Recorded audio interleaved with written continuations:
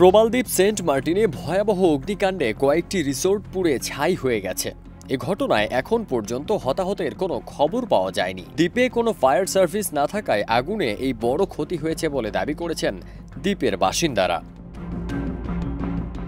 গত 14 জানুয়ারি দিবাগত রাত 2:30টার পরে দ্বীপের পশ্চিম সৈকতের গলাচিপা এলাকায় এ ঘটনা ঘটে বলে নিশ্চিত করেন সেন্ট মার্টিন ইউনিয়ন পরিষদের চেয়ারম্যান মুজিবুর রহমান।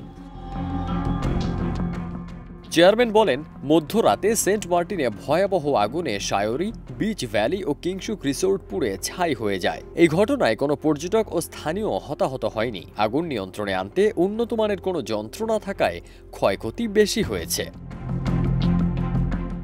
সেন্ট মার্টিনের এক বাসিন্দা বলেন, সাধারণত দ্বীপের বর্জ্য পোড়ানো হয় বালিয়াড়িতে, যা থেকে এই ঘটনা হতে পারে।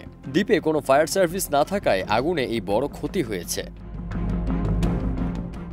কিংশুক রিসোর্টের মালিকের বরাতে জানা যায়, পার্শ্ববর্তী একটি রিসোর্টের বালিয়াড়িতে ফেলা ময়লা পোড়ানোর সময় আগুন লাগে। সেখান থেকে আগুন ছড়িয়ে পড়ে রিসোর্টগুলো ক্ষতিগ্রস্ত হয়। ফারদিন সানি, দেশ রূপান্তর।